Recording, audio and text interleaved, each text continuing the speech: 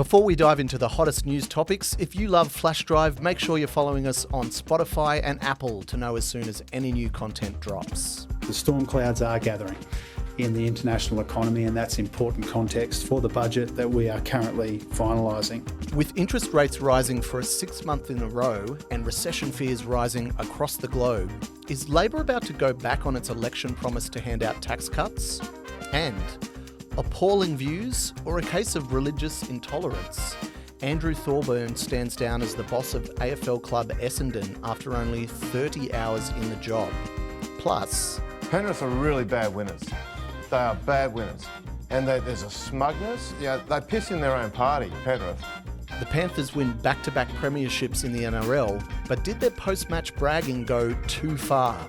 I'm James Law and this is Flash Drive. And welcome back to the pod. News.com.au Deputy Editor Liz Burke. Thanks for coming back. Thank you. Thanks for having me. Now, before we get into the big yarns of the week, what have people been getting into on news.com.au at the moment? Well, like you mentioned, there was another interest rate rise announced by the RBA this week. So that's always a big one. That Tuesday is always a huge one for news.com.au readers. Everyone wants to know what's happening, what's going to happen with their mortgage, how it's going to affect them.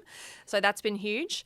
And of course, the Supreme Court rape trial for the man accused of assaulting Brittany Higgins has begun in Canberra. Yeah, Liz, we can't talk a lot about that case because it's all before a judge at the moment, but I recommend people check out news.com.au's coverage. It's really comprehensive live coverage of the case every day. You guys will be there in Canberra, so check that out on news.com.au.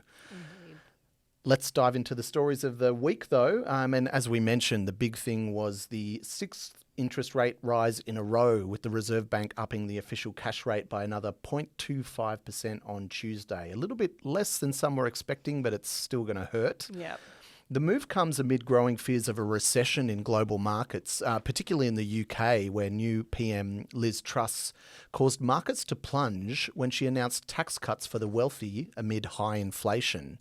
Now, this example is relevant to Australia, Liz, because as you know, we've got some tax cuts scheduled for our best paid citizens. They come in July. And these are what are known as the stage 3 tax cuts. A lot of people just say stage 3 and expect people to know what that means. Yeah. Let me explain it for everyone. What it means is we will abolish the 37% tax rate on earnings between $120K and $180K. And that means that everyone earning between $45,000 and $200,000 a year will pay the same tax rate, a lower rate of 30%. So it means more money in your pocket for people on the middle incomes, but crucially, a lot more in the pocket of people who are the most well off. Yeah. In fact, 77% of the benefit goes to Australia's richest 25%.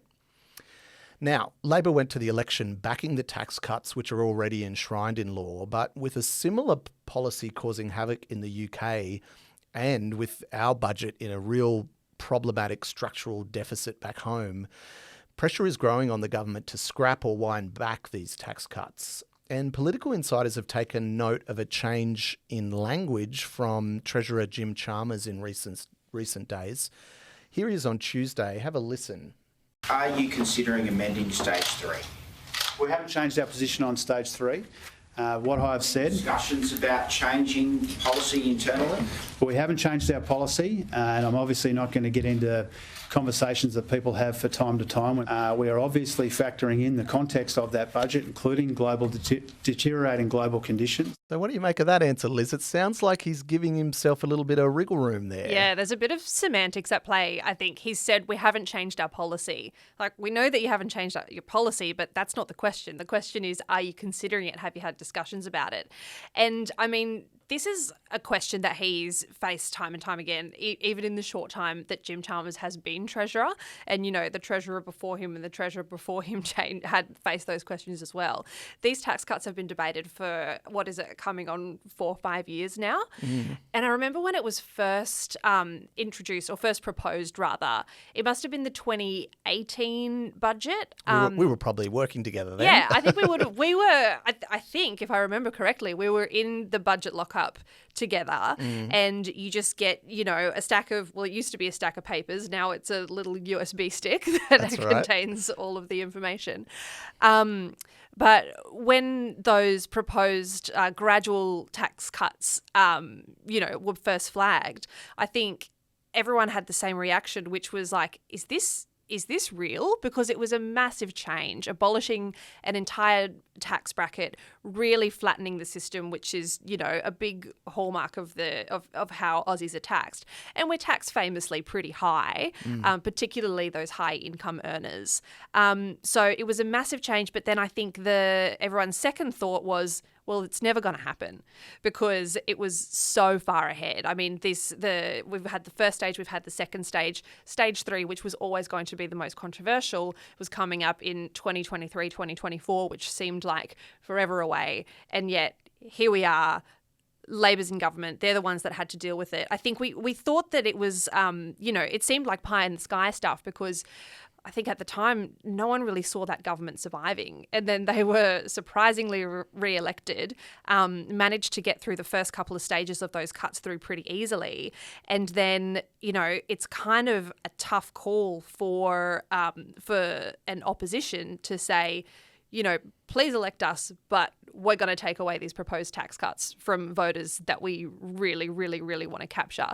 So you can see it's not a classic sort of Labor policy, but you can see why they would have been reluctant to back down on it. And so now it's even a bit more tricky for them now if they decide that they want to, because of they've kind of been sticking to it so much for all these years. It. Yeah, and I think the context is important, right? So they're called stage 3 because stages 1 and 2 were giving tax cuts to people on the lower incomes, right? So it's sort of like we'll start with the people who are less well off, and then down the track, we'll give these big tax cuts to people who are well off. And as you say, a lot of people never thought we'd get to that on the never, but now we're here. Yeah. And Labor is in a tricky position, right? Because it is, like you say, it's not very Labor policy. No, to give those, to give tax cuts, essentially to give money back to the top end of town that they wouldn't have otherwise had in their pockets. Yeah. But because they've backed committed to it, they're in this bind where now we really can't afford it. I mean, going back, what do you think? Do people who are on $200,000 a year, do they deserve a tax cut? Well, I mean, you immediately want to say no, right? Like, these people are earning a lot of money. They're, but if you look at kind of how the tax structure sort of works in Australia, it's, a lot of public money comes from those really highly paid people and their income tax.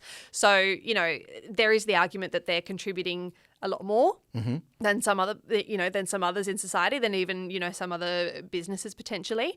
But yeah, it's a really tricky thing to say whether it's fair or not. And although it doesn't seem, it's probably not particularly popular to say, give people earning like a massive amount of money a break. I think the opposition's got a pretty easy case to make to, to keep promoting these and to discourage Labor from backing down on them.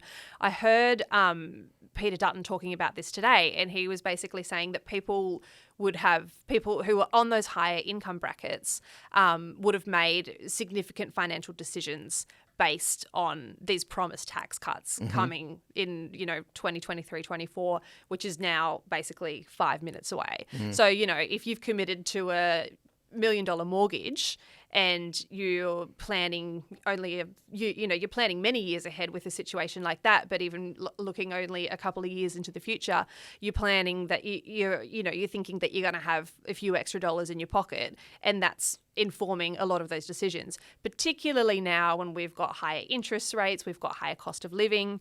It just kind of seems like the time that you don't really want to be taking money away from anyone. But the problem we have is huge structural problems in our budget, right? That, we'll see in the next budget exactly what the shape of the books are, but we know that we don't have enough money to pay for all of the things that have been promised. Yeah. We're talking about just the basics of government. We're talking about hospitals, schools, childcare promises, the NDIS, all of the prices, the cost of supplying these services is going up. So at some point, something's got to give. And that's something that the Reserve Bank Governor, Philip Lowe, said recently. He was like, okay, well, if you want to give away if you want to continue with these kind of tax cuts, we're going to have to tax people some other way. Yeah. So, you know, I feel like that's where Labor might have to land, where they'll suck up these stage 3 tax cuts, but then have to hit these people in another way. Yeah. Do you think that's what they might do? Yeah. I mean, I think so. I don't know. This budget's going to be really interesting because they're in quite the bind, like not only over this issue, but over quite a few others. And it comes at a time where, you know, cost of living and, you know, just money in general, people's mortgages, people's interest rates, what people can afford and what they can't, petrol prices. It's just such a hot button issue at the moment. And yeah, I mean, Labor doesn't, I guess they don't technically have to hand down a federal budget. We've already had a budget this year. They clearly want to put their stamp on it and get their own, you know, policies in place. But yeah, I mean, it's definitely going to be interesting to see. What do you think they'll do with the stage 3? Look, at this point, I think I'd be very surprised if they unwound it in any significant way, because I just think that it would just be an endless sort of baton for the opposition to clobber them with. Exactly. From now until the next election. Labor can't be trusted. They go back on their promises. They are the party of higher taxes. You know, I think that will be a pretty powerful line that they will be able to use if they try to unwind these. The other perspective that I've heard from some is like, if you're going to make an unpopular decision, do it this early in your term, in the hope that people will sort of not be as angry about it by the next election. But I get the sense that maybe Chalmers wants to kind of wriggle out of these and find a way to claw back a bit more income from these people. But I reckon that the rest of the Labor caucus probably thinks politically it's not the right thing to do. Yeah, that's the thing. It seems like it's something that you know, he probably wants to do, but is going, how am I going to get away with this one? Yeah, it's quite the political high wire act, and I reckon that they'll just end up sticking with what they promised and suck it up and have to deal with it later. And I mean, you know, if they totally stuff up this budget and it's really unpopular, they've got another one in what, like 6-7 months time. It's fine. That's true. We'll see you again in May. Yeah. Remember, Flash Drivers, if you're loving the podcast, let us know. Subscribe and leave a review so everyone can get across the news of the week. Moving on, Liz, a bitter dispute has broken out after Essendon CEO Andrew Thorburn was pushed out of his role this week after holding it for just 30 hours. His position became untenable when it was revealed he held a leadership role in a Victorian church that espoused some questionable views on abortion and homosexuality. Here's what Victorian Premier Daniel Andrews had to say about it. I don't support those views. That kind of intolerance, that kind of hatred, bigotry is just wrong. And to dress that up as anything other than bigotry is, just obviously false. Opposition leader Peter Dutton had a very different view. I think this is a very significant awakening for the Australian public on a very important issue. People's religious beliefs, whether it's Christianity, whether it's Judaism, whether it's if you're part of a mosque or a temple, it doesn't matter. We don't tolerate discrimination against anybody on that basis. And I'm very deeply concerned about the development in relation to this Essendon situation. And the dismissal, frankly, should be reversed, and Mr Thorburn should be reappointed to his position.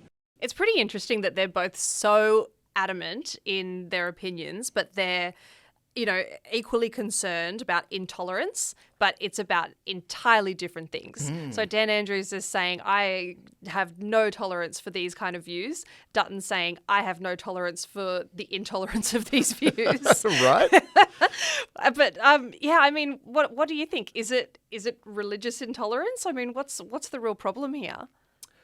Well, look, I can sort of see both sides of it. I think at the end of the day, where I land on this is you can't hold your religious views in a bubble, right? Or just like put them aside anymore.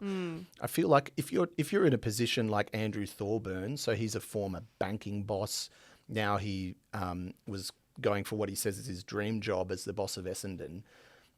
Those views that you hold actually really do influence your position in the corporate sphere, right? He copped it a lot being the NAB boss, and in the Royal Commission into the banking, he was sort of singled out sometimes as doing some questionable things in terms of like charging people for no fee and all that kind of stuff. So this job was in some ways a way for him to rehabilitate his reputation. Yeah. But, you know, these other positions that you might hold and your religious views, they really don't fit at all with the sort of club that Essendon wants to be. Essendon wants to be, and a lot of footy clubs want to be, progressive places, inclusive places. And when they say inclusive, they're talking about inclusive of women, inclusive of gay people, and inclusive of all sorts of people.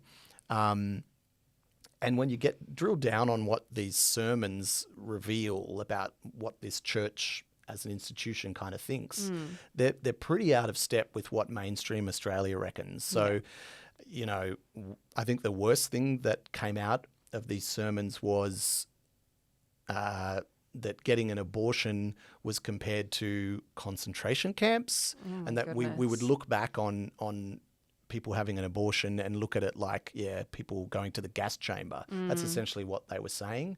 And then the other thing was that homosexuality is a sin, and that it's something that you should just resist, as if that's possible. Yeah. So I think the problem was that these views of the church were so out of step with what Essendon is trying to be that Essendon had no choice but to kind of push him out.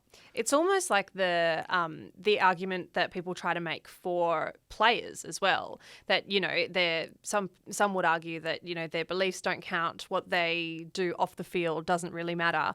But the counter argument to that is always, well, you know, they're public figures, they're role models, and that extends to, you know, the club as a brand, as a, you know, as an institution, because it's not, and they're not just running the football teams, the players that run out on the field that we watch on the telly every, you know, Thursday, Saturday, Sunday.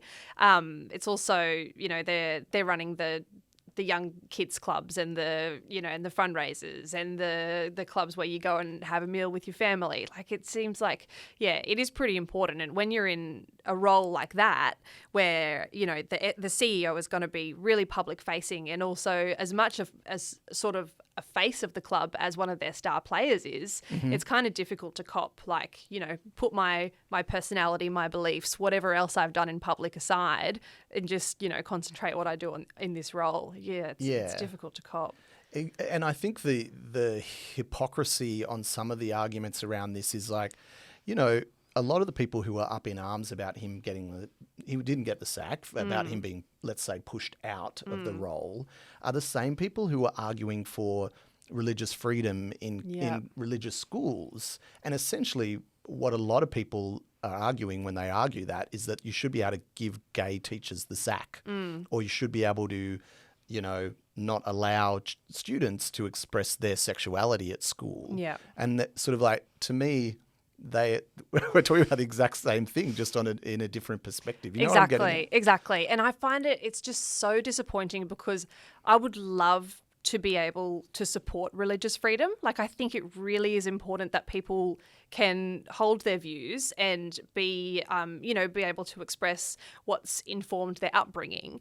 But when what's at the center of it is basically saying we want to be able to promote intolerance, then it's just really kind of difficult for those same people to use in their own argument. Like, we want people to be tolerant of our views, but if your views are explicitly, we don't tolerate the beliefs and actions of other people, you know, of gay people, of people who seek to have an abortion, of, you know, people who, you know, might disagree on different things, then then you can't really do it. It's basically saying don't discriminate against us because we want to practice discrimination. I'm like, it's no. real tricky. Yeah. It's real tricky. The one good point that I heard on the flip side, though, is that if this CEO was perhaps a Muslim who had a role in a mosque that was similar and that it espoused similar views, that we probably wouldn't be here.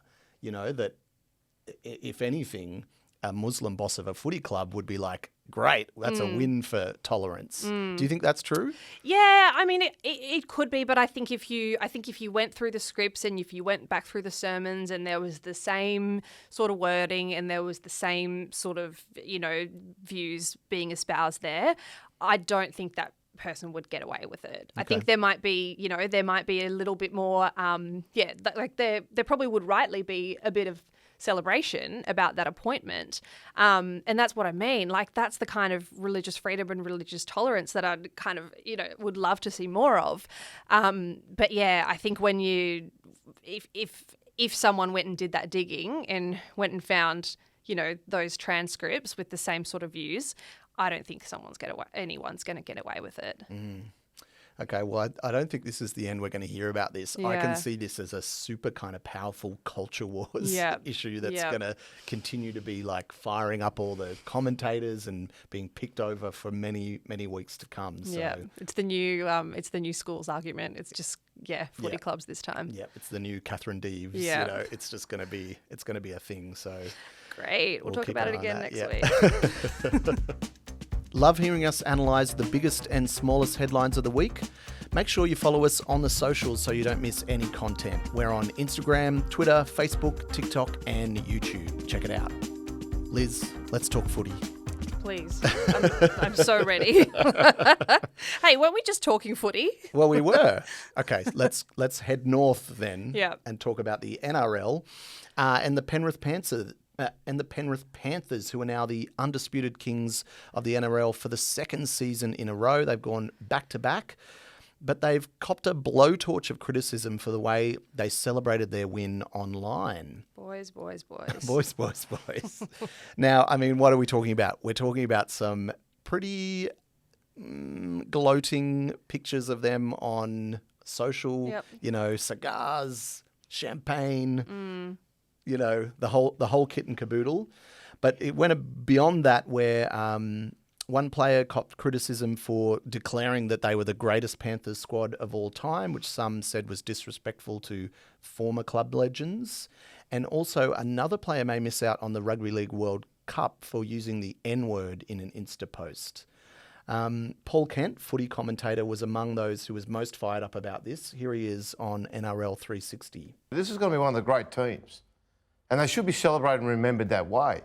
But they're just mugs, the way they carry on after a game. It's not only what they did there. Like, Coruscant taking the mickey out of the Tigers, who's about to join next year. Where's a bit of support and a bit of acceptance and acknowledgement of the previous Penrith teams? Fancy James Fisher-Harris come out saying we're the best Penrith team ever. He was not pleased, Paul Kent. He did this. He had a column about it, and he was pretty fired up about it. Yeah. What do you think? Did they go too far? Look, they went pretty far, but I don't know if it was completely, unexpected. After a grand final, an NRL grand final particularly, on news.com.au, the day after the grand final, the coverage for us is almost bigger because you're picking through all of the moments that happened during the game, any controversies, any big, like referee decisions or anything that was like a little bit controversial. Something big happened during the broadcast. But this time it was such a convincing win. It was so massive that, it was almost boring. I think a lot of people came away saying that, and I think maybe the ratings showed it as well. Like, quite a few people switched off because it was just, Parramatta basically had no chance. Yeah.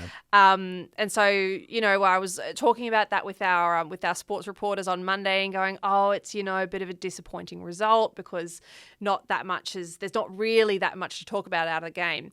And someone piped up and said, don't worry, a Panthers player is going to do something really stupid any minute now. And then? Exactly. And it was just, a ticking clock towards that Instagram post and like all of these, stupid videos coming out of them declaring themselves the greatest ever.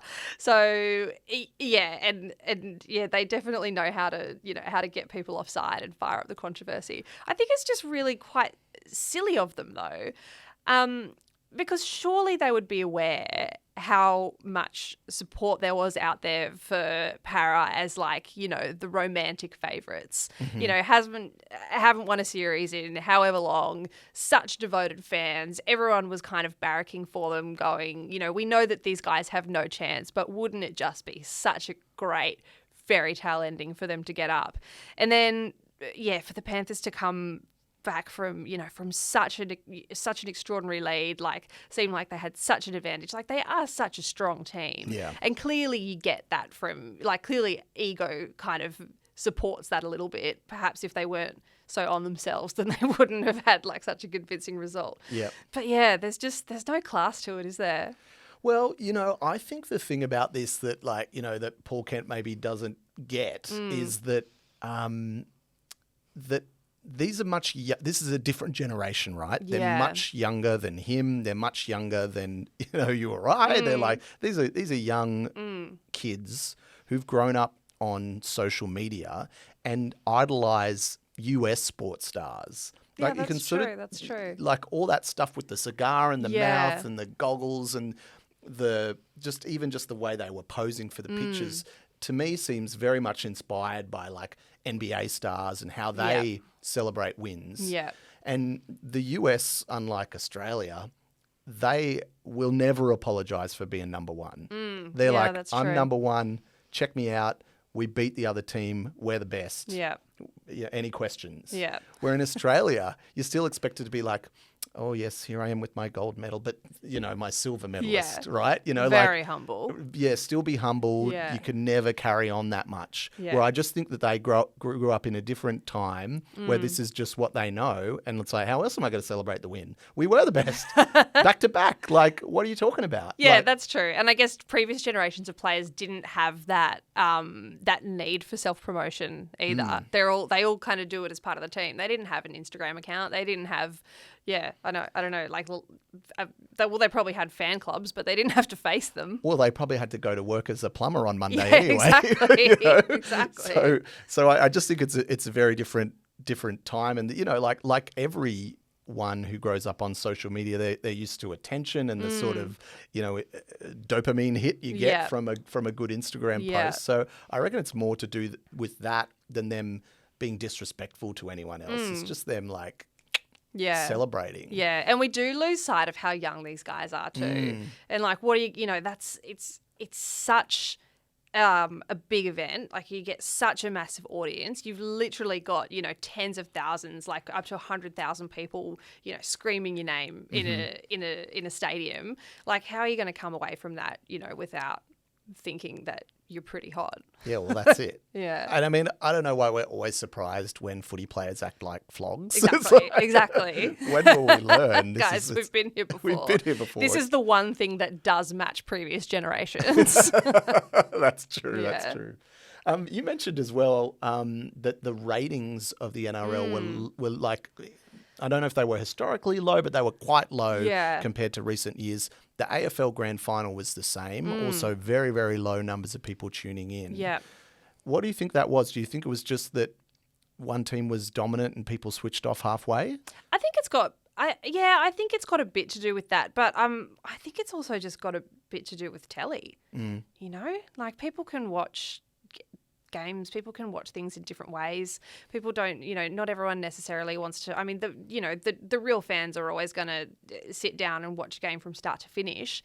But if you can watch, snippets of basically highlights packages go up online, on Instagram, on all sorts of different platforms, almost immediately, then you kind of don't need to. So I reckon that feeds into it quite a bit. Yeah, I think that's very true. Yeah. And also my colleague Jono, he reckons that because it was in the NRL a Western Sydney derby, right? Yeah. That a lot of people were coming together in their like friends' homes and watch like 50 people watching the same screen. Yeah. And that maybe that changed the numbers as they were Yeah, recorded. I think so. A lot of people would still make a big event of it. And also because it was promoted as a bit of a local derby as well, I think that kind of alienates some of the more casual viewers that you might get in another more, I guess, higher stakes sort of game. Yeah, I can't see a lot of Melbourne people tuning in Yeah, if the exactly. Storm's not on. Yeah, Not there. that's Yeah. true. All right. Well, look, let's wait for the next NRL scandal. Shouldn't be long. Again, see you next week. See you next week. So this is the part of the show where we like to give a shout out to the streaming service Flash. James Law, what should we be watching there? Yeah, well, we've been working hard on something new. Like you mentioned just before about highlights packages, KO has done a good job with them for sport and kind of revolutionised the way that people watch sport. Well, we're kind of taking the lead from them, and we've created some minis of our own. So this is like short, condensed versions of the news and some of the shows on Sky News Australia if you want to catch up quick. So, for example, in the mornings you can come on and watch a 10-minute maximum wrap-up of the news of the day. So if you just want a quick catch-up before you head to work or whatever at lunchtime, that's really good. And also at night, we're producing ones that are condensed versions of Peter Credlin's show, which is very popular on Flash. So if you don't have time to kind of watch the whole episode every night, you can catch up really quickly on sort of the latest views and the biggest controversies of the night. So yeah, I recommend people check them out on Flash. Sounds good. I'll be there. Cool. Liz, we've come to the end. Thanks for all your thoughts this week. It's a bit going on. There is a bit going on. Controversy here and there. No, it's been good. I think we solved a few problems here. Yeah, that's what we do. That's what we do. But we'll talk to you next week. Yeah, thanks for having me. Thank you. Stream the world's best news channels wherever, whenever with Flash. Flash lets you stream 25 plus news channels in one place. New customers get 14 days free. Sign up today at flashnews.com.au.